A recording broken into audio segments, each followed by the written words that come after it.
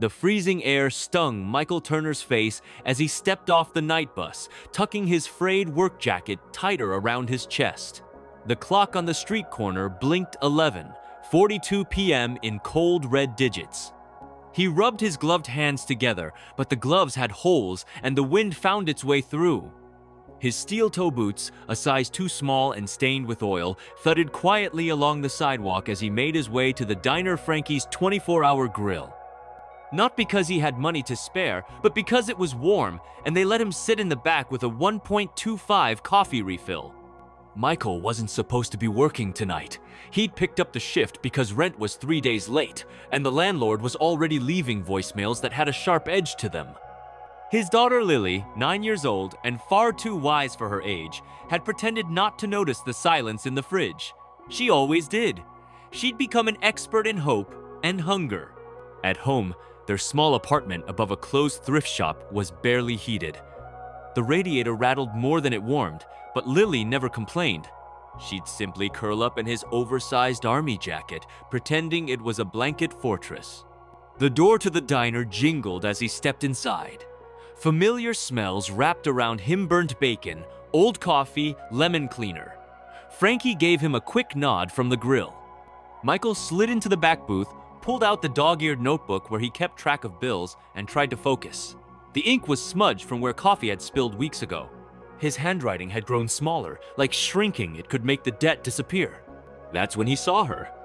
She sat 2 booths down, alone, in a trench coat that probably cost more than his rent, with sunglasses still on despite the dark. Her hands trembled around her coffee cup. Her phone was buzzing non-stop, but she wasn't answering. Something about her didn't fit.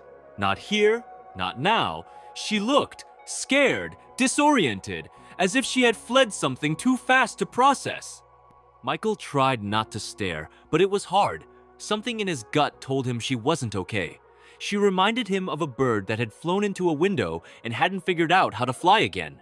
When 2 men in dark jackets walked in, scanned the diner, and made a beeline toward her booth, Michael stood up.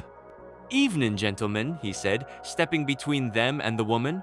"Diner's a place for peace. Maybe take your business somewhere else?" They paused. One smirked. The other looked annoyed. A flicker of recognition passed between them. "We're just here to talk," said the taller one. "She doesn't seem interested," Michael replied, glancing at her. "You all right, ma'am?" She nodded quickly, barely a whisper. "Please." That's all it took. "Then, I suggest you leave," Michael said, firmer now. The men didn't push it. Maybe it was the way he stood. Maybe it was the way Frankie had reached under the counter.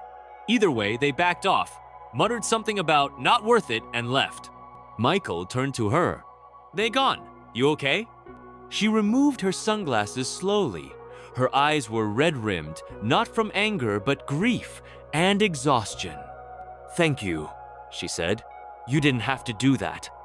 Michael offered a shrug and a smile. "Lady looked like she needed some space. I just made some."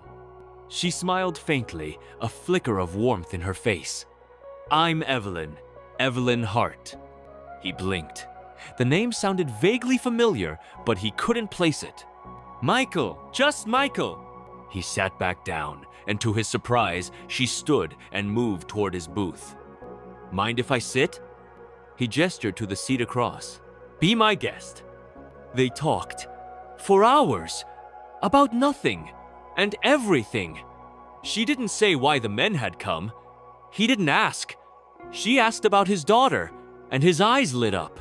He asked where she was from, and she grew quiet. But then she asked about his job, his dreams, and for the first time in years, Michael found himself speaking like he used to as a man with dreams, not just duties. The clock struck 2:30 a.m. when she finally said, "Michael, I have to tell you something." He leaned forward. "I'm the CEO of Heartwell Corp." He blinked. "The tech company?" She nodded. "I was supposed to be at a board meeting in Chicago, but my father died yesterday, and no one cared. Just business as usual. Those men were board members. I walked out. They want control. I needed to be a person again, not a product." Michael sat back. Well, tonight, you're just Evelyn. And in this diner, coffee's the only thing that matters. She smiled, wider now. You're kind. Rare. He chuckled. I'm broke. That helps keep me humble. Over the next few weeks, Evelyn returned. Always around closing time. Sometimes she brought a pie. Sometimes she just needed someone to listen. Michael never pried, he just listened. Lily met her one night when Evelyn offered to drive them home in the snow. Miss Evelyn smells like flowers, Lily whispered later. She's fancy, Daddy. Michael laughed. She's good. That's fancier. Evelyn grew close to Lily, to Michael, to the simple rhythm of late-night talks and worn-down diners. One night, she brought an old photo of her father. He looked stern, powerful. But Evelyn said he taught her to always listen to the people with the least. Then came the night she didn't show up. A week passed. Then two. Michael figured she'd gone back to her world, the world of suits and boardrooms and private planes. Maybe it was just a momentary crossing of paths. Maybe that was enough. Until one night, Frankie handed him a letter.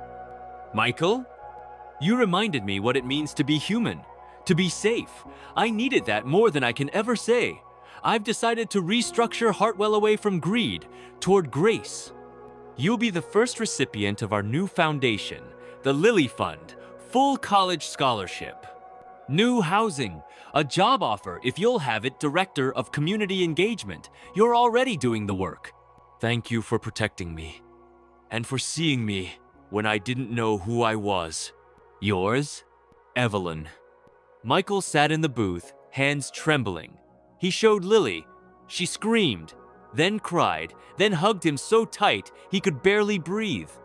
They moved into a small but cozy home near a school with a real library. Evelyn visited sometimes now as a family friend. Her eyes were brighter, her smile more real. One spring afternoon, as they walked through the park, Michael holding Lily's hand, Evelyn walking beside them, Lily said, Miss Evelyn, are you going to be my new mom? Evelyn blushed. Michael looked at her. I wouldn't mind that, he said softly. Evelyn reached for his hand. Neither did she. Sometimes the richest people aren't the ones with money, but the ones with kindness and the courage to show up. Has kindness ever changed your life? Share in the comments. Your story might inspire someone else to believe again. This story is a work of fiction or dramatized for entertainment purposes. While it may be inspired by real human emotions and events, all characters, names, and situations are either entirely fictional or modified for storytelling. This content fully complies with YouTube's community guidelines and is intended to inspire, not mislead,